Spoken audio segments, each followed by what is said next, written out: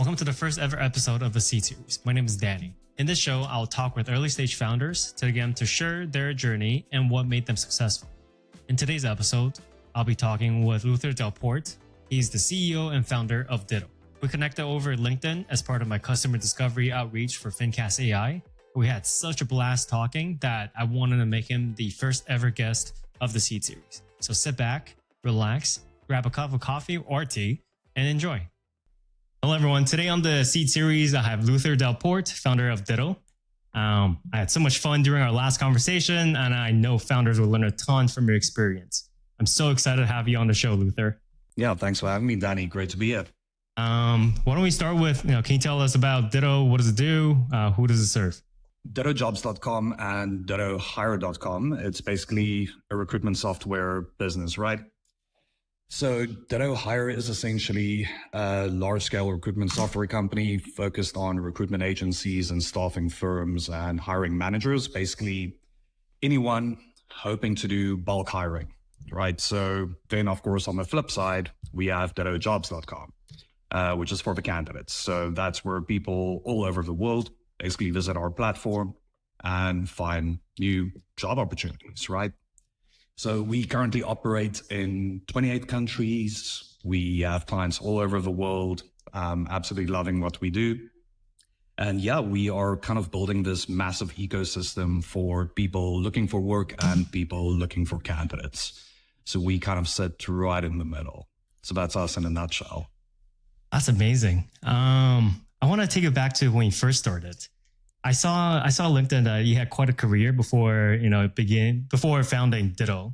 Mm-hmm. And it always fascinates me, like how entrepreneurs can quit their job and, oftentimes pursue the harder way of, way of life in general, and the heartaches, the headaches, what inspires you to quit a job and pursue this? Well, look, I think it's a couple of factors.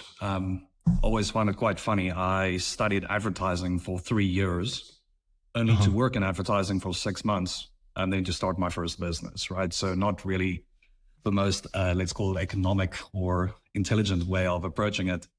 But yeah, look, I've always been surrounded by excellent mentors. And I think, even as a kid, I was always going to be an entrepreneur. In high school, I was delivering newspapers. I had my own guitar tutoring school. In university, I was a bartender. I was interning. I kind of try and do everything and as much of it as possible. So I think when the time was right, it just made sense to kind of take the plunge. I don't think, starting the first business was like this little tiny social media marketing agency that we started. So that was, a very, very micro kind of scale of business. But yeah, I think slowly but surely, you kind of learn how to deal with all these challenges. I mean, you just take on more and more. Right. Hence why, we have Ditto today. Wow. Tell me about that first business that you started. What was that like? Yeah, that was quite interesting, right? So when I started that business, look, I was working for a traditional ad agency, and on the side, I had some projects with some of my own little clients that we did social media stuff for. And yeah, then eventually, I started getting more contracts, and then just decided, let's actually get this going. Started hiring a couple of people. Slowly but surely, the business just started growing. We started with just social media. Then we moved over to building websites. Before I knew it, we were building mobile apps. And then towards the end, we were building like these massive backend systems for banks and stuff like that. So it just kind of like naturally pivoted every couple of months. I wouldn't say pivoted. I think it's more of as we did more and became more experienced, I think the team was actually, capable of handling more complex tasks. And that's kind of how Ditto eventually began. Yeah. Right. So you took the like a very common route, as an entrepreneur, right? Like obviously you have to sustain yourself, you have to somehow bootstrap it. So you take on consulting clients, and as you work on them, over time, you yourself became more experienced, you acquired new skill sets, which sort of led to Ditto. 100%, right? It's funny what you are capable of doing when you get thrown in the deep end, right? That's always a very funny kind of human reaction. So when a client all of a sudden needs, this kind of product, it's like, of course we can do it. Right? You never say no to a project. Yeah. So that's the best way to learn. I remember that feeling. It's so scary, isn't it? It's like, well, I know how to do it. Give me that money and I'll get it done. And you take the money and you sort of figure out like, how the hell do I do that? Exactly. So just get the security deposit first, right? And then we'll figure it out. It's not that bad. I love that. I love that. And so going on to Ditto, what was the first iteration like? This was actually a pretty cool story. So when we still had the dev studio, we took it on a major project, and we had to hire a bunch of engineers. I can't remember the exact number, but I think 10 or 15 engineers I had to bring on board. And on top of my normal day-to-day, I just didn't have time to kind of like hire all those people myself, try and network and, try and get people through friends and family. So what we essentially did was we started digging into recruitment software products, looking for something to kind of like streamline the processes. And we came across like some of the big guys out there.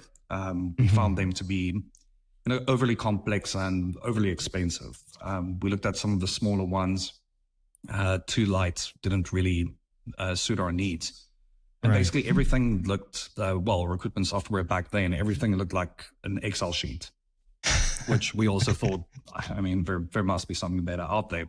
So being a development studio, we decided, let's try and just build a prototype. Let's see what we can do. How would this kind of suit our needs? And the guys came back to me with a prototype. We took it to a couple of people just to get some feedback from it. And some of the recruiters that used it said they loved it. So like, okay, well, now we're going all in on this. There's a huge market out there, right? So it's a $80 billion kind of industry out there. So let's try and get our slice. And that's kind of where we're going to start it. But back to your first part of the question, or like the first iteration, look, it was a bit of a disaster. Let's be honest. We just made very, very rookie mistakes. I think what ended up happening with us was because we were so user feedback focused, we kind of took everyone's feedback and created this little Frankenstein's monster of a product. So it wasn't a very, cohesive product. It just felt like features were living in isolation. And it just didn't make sense. We try to please the entire crowd, which you can never do. So I think looking back at the first iteration, look, it's a different product than it was 7 years ago. So a lot has changed. And of course, every single founder would pretty much laugh at the product they launched with versus for one they have today. I think that's the case for everyone. We were joking about it earlier. We actually put up in our reports, we put up a new chart. And this is literally the first month that we launched. And no one thought to check if we're actually using real data. No one tested it. So for about a month, we were using placeholder data in our reports, and no one even checked that. So it's like, so you make those little boo-boos, right? So just important to recover from them and learn a very valuable lesson in the process. That's a really cool story. Startup journey is full of these like little embarrassing moments that you look back and you go, what? Yep. But that's a really, really interesting journey, right? That you took. So first you had sort of talk to users, and then everyone sort of gave you a different feedback, and you took in everyone's feedback and you built this product that served no one, right? Exactly. I guess in the startup world, they tell you, hey, you got to run a lean startup, talk to users, taking their requests. But how do you deal with, I guess, axing or narrowing down the feature sets? Like, how do you decide which one you want to go after? Well, this is a very interesting way of looking at it, right? But we started classifying our clients into various kind of funnels. So we said, this client, we estimate their revenue to be ABC. This client, we estimate their revenue to be XYZ. They focus on this industry. This client focuses on that industry. And we kind of made a call quite early on, which kind of clients we want to work on. Because that old story, 90% of your support queries will come from 10% of your clients. And very early on, we started identifying clients that I don't want to use the word, problematic, but clients who they needed help should not be, they needed help. And they were not the ones that should be dictating product and product strategy. So that was a lesson we had to learn quite early on.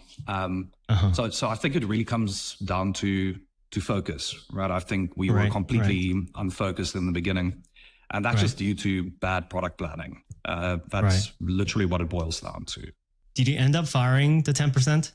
We still do from time to time, but it doesn't happen often.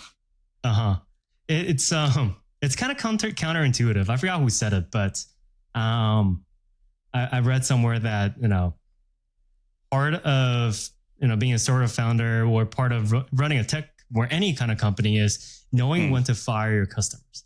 And it sounds counterintuitive, and it's probably really hard to do, because imagine yourself as a early stage founder. You finally got these paying customers, but they're actually doing more harm than good to your platform, right? Because they're actively trying to shape your platform into something that is not good for the 90% of the customers that are enjoying the experience. Yeah, so that's exactly that. Over the past couple of years, we have had clients, would approach us, either build this feature or we're going to your competitor. Unfortunately, it does happen. But we're kind of now in a position where we feel, great, is this feature adding value to our product? Great, we build it. Is this feature just for you? We don't build it. And we wish you, unfortunately, the best. If, we can't work together, then unfortunately we can't work together. So you kind of need to always make sure that, yes, you need to listen to your clients by all means, but never be, almost want to say, strictly dictated to by your clients. There's a clear difference between those two. Right. I suppose the hard thing is where to draw the line, right? Yeah. I think that's so much of that is up to, you as a founder. Like, where do you see your vision? At the same time, you got to take in your customer feedback. You always want to be customer first, right? Because customer centricity is really important. You never want to be, sorry, I was on your Twitter and I saw you reached out where you tagged 0 and they told you to turn it off and on again to see if it works. Yep. Yeah, you never want to be that. You want to be customer centric, but at the same time, you need to know where to draw the line. That's always a tricky part. Of course. Yeah, look, it really is. And it's something that only really comes with experience. We have seen in the past, other founders, it can come across as being extremely arrogant. It can come across as being disrespectful to your clients, but it's really not about that. It's making sure that you maintain the integrity of your product and your business beyond what every single person just wants. Remember, software, these types of specialized products, it's not a buffet, and you cannot treat it as such. You have to take the full package. You have to consider what happens if you order the steak for mains. You can't also have ice cream as a starter. It just doesn't make sense. Terrible analogy, but you get the point I'm trying to make. Well, I think my daughter would disagree, but of course. But I love that though. It's the buffet analogy. That's amazing. And going back to I guess the journey for Ditto. You launched your first iteration. Like, what was the biggest challenge during that phase of your startup? So that kind of ties into, I just want to say what we spoke about earlier, about the focus was kind of one of the biggest challenges that we faced. We started getting a lot of attention. We started getting a lot of clients coming on board. And then you kind of, you start getting little sparkles in your eyes, and all of a sudden you run to your project management system and you start creating tickets. We want this feature. Right. We want this. We're going to create that. All of a sudden you realize you find yourself in a position where everything is a priority. But in, classic, if everything's a priority, that means nothing is a priority. So it took us quite a while to kind of unlearn that kind of way of doing things. We can't just do things on the fly.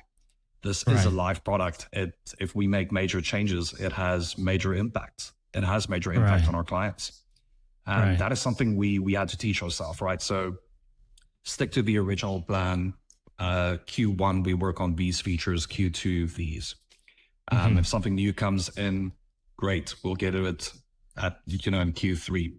So I think for us, especially as we're a bunch of young entrepreneurs, for us, it was very hard to kind of see the bigger picture.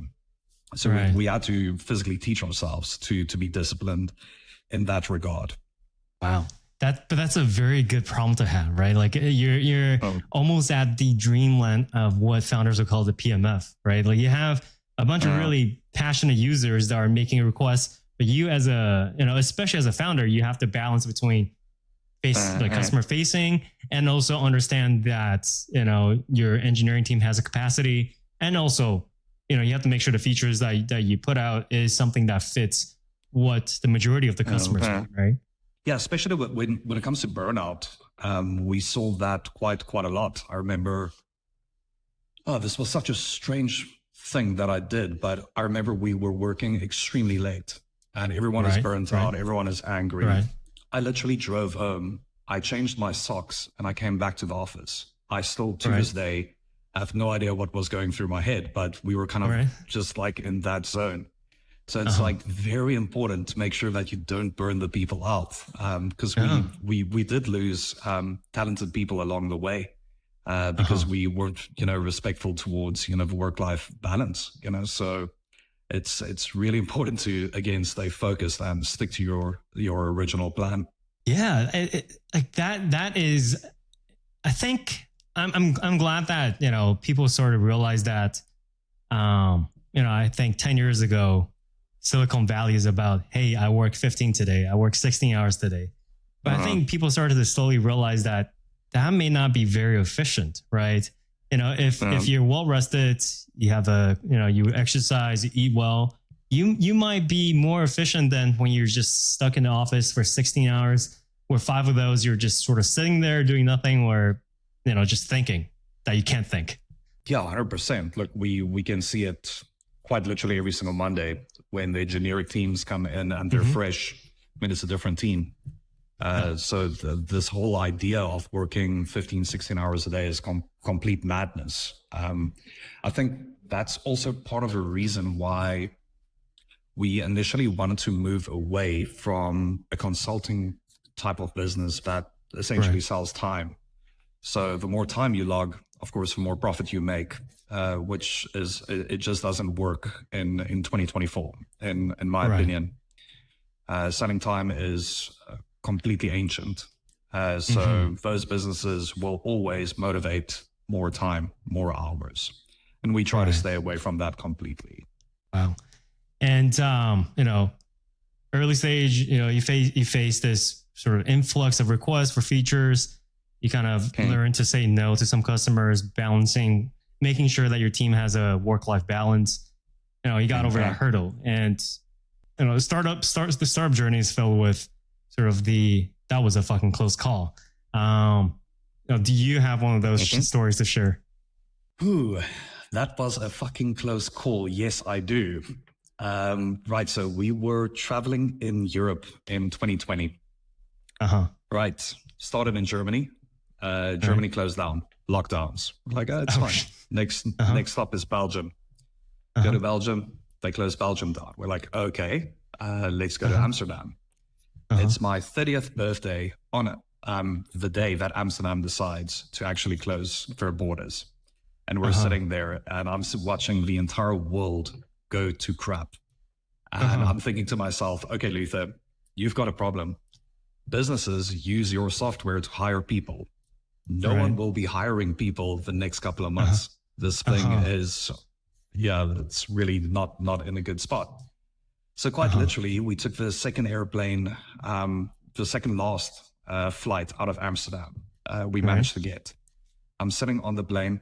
I open up an Excel spreadsheet. I put down everyone's names. I put down their salary, and I drop down yes, no. And that was kind of, it was the scariest day of my life, because quite literally you have to make a decision whether someone's going to make a living for the next couple of months, because obviously no one's hiring. So I'm sitting there like, oh crap, am I going to be that guy? Luckily, nothing happened. We were business as usual, and we grew 28% in the year of 2020, the year of the big lockdowns. So luckily, we were one of the companies that were just simply not affected whatsoever. Wow. But I think that was the closest we ever came to, needing a change of underwear, for lack of better words. That's really, really... So when you're on a flight, I kind of want to go back to that moment when you made that decision, right? So, you're deciding whether to let people go or not. And then obviously it's a big decision, right? This is, whether people can put food on their table during a time of unprecedented lockdown. And, no one has ever seen this. What made you decide to not let anyone go? Like, that must have been such a difficult decision. Look, it really comes down to, right? So if we don't have those people, we anyway don't have a product. So it wouldn't have made sense even to get rid of a single person.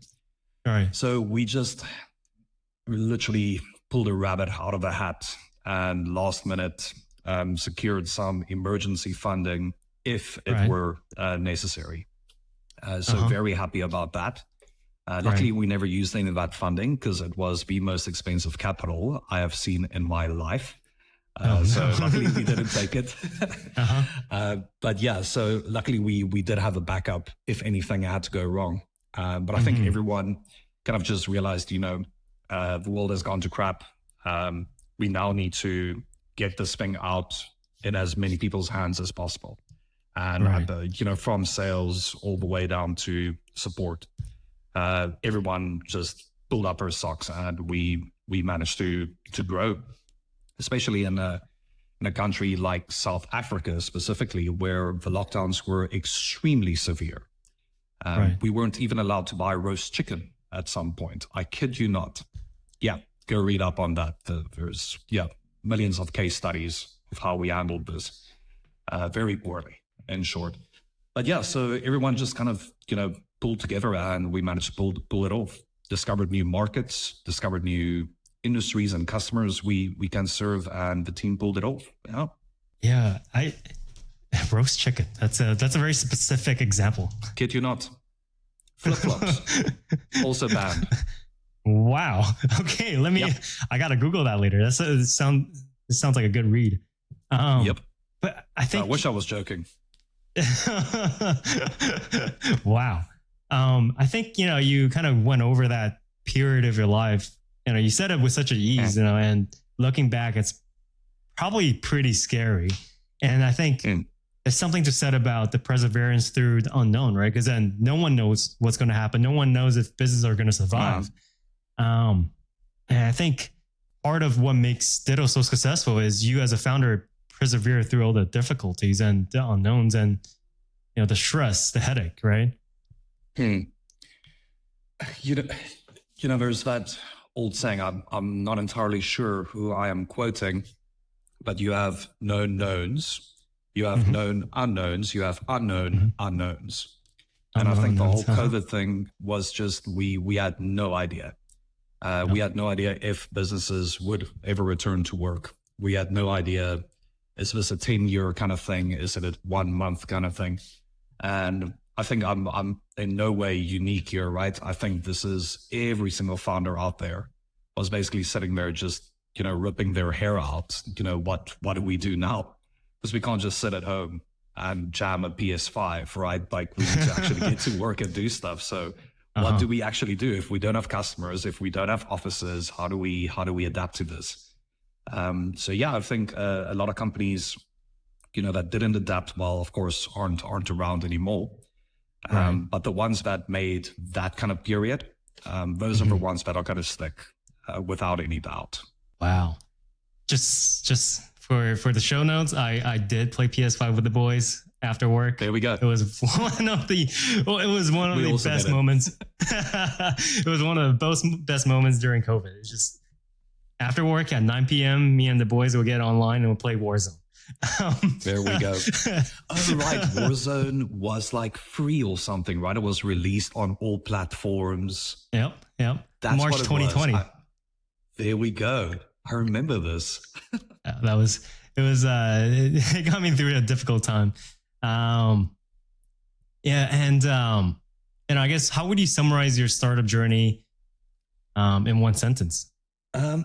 Look, I keep telling people I've got the best job in the world without any doubt. I'm surrounded by extremely intelligent people who actually get a kick out of solving very complex problems. So also a team that really just embraces our culture so extremely well.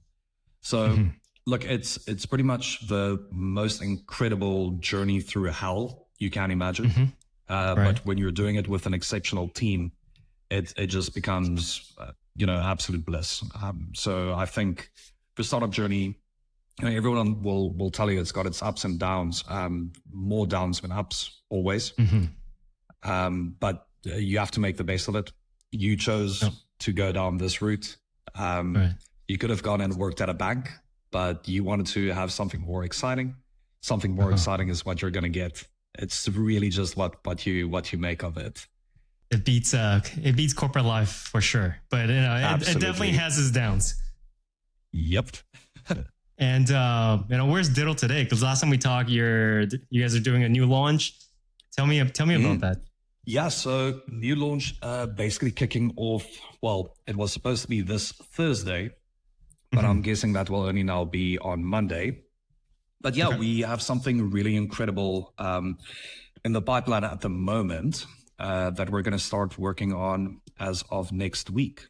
Can't give away about that too much, but it's got nothing to do with recruitment and everything to do with professional networks. So let's just leave it at that. Okay, and where do audience find more information about that? Is there a website? Oh, no, definitely not. That's still, that's going to take a while before we actually make a bit of noise about that. Okay. Keep me posted. Absolutely will. And one last question for the founders listening.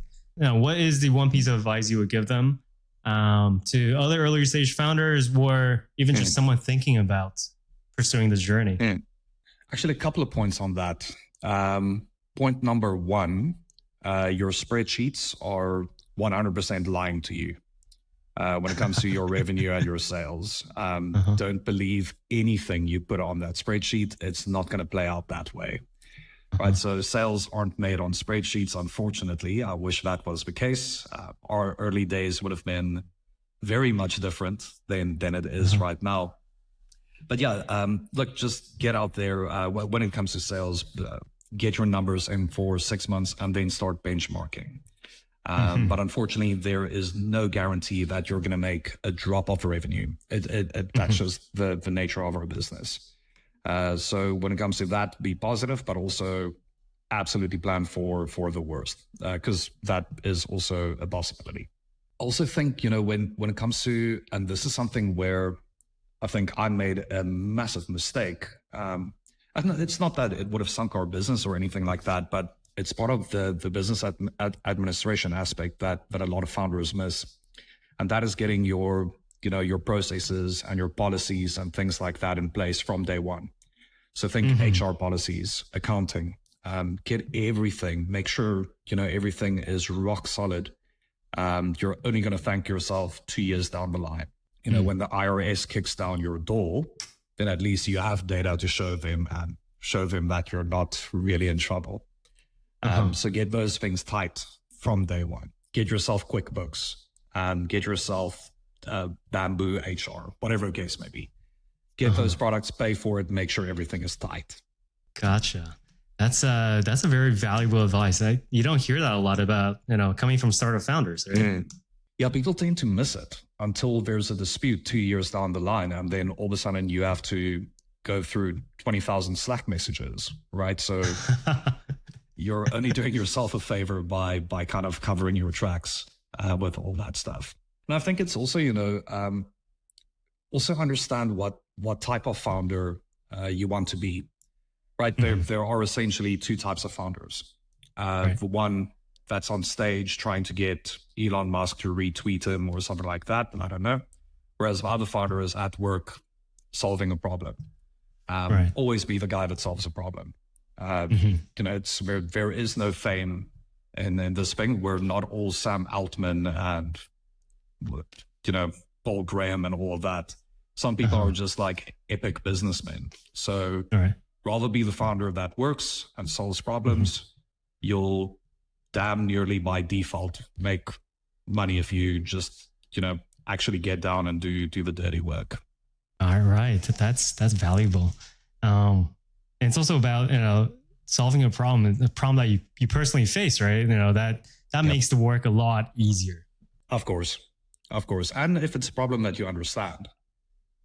We also see founders all the time, especially with the Web3 craze. So many, you can't be the Uber of blockchain. I'm like, what does that even mean? We're not entirely sure. So always make sure there's actually a problem that you're solving. That's gold right there. Making sure there is actually a problem that's worth solving. You see it too, right? With the with the ChatGPT AI craze, you have a lot of people that is applying AI to problems or product unnecessarily. It's like you don't need AI to solve any of this. You're slapping it on just because. Exactly. Look, we've seen this a million times, bro. So many companies, it's basically just a wrapper on top of GPT. Can GPT solve that problem? The answer is very likely yes. So where is your fit in the market? We're not entirely sure. So always find a proper problem to solve. And it doesn't have to be AI. It doesn't have to be an NFT. It can just be, a very simple thing that can be solved with good software, right? So it's not always necessary to kind of overcomplicate things. Up until you said NFT, I don't think I've heard those 3 English letters set together in a long, long time. And I'm very glad for it. I had to think about it. I was like, what was that called again? Oh, NFTs. Right. All right, Luther. It was such a pleasure talking to you. I learned a lot and I had so much fun talking with you again. Yeah, brilliant, Danny. Of course. Happy to be here. And looking forward to the next episode, of course. Yes, sir. Hopefully next time we get to hear a bit more about your business. Yeah, will do.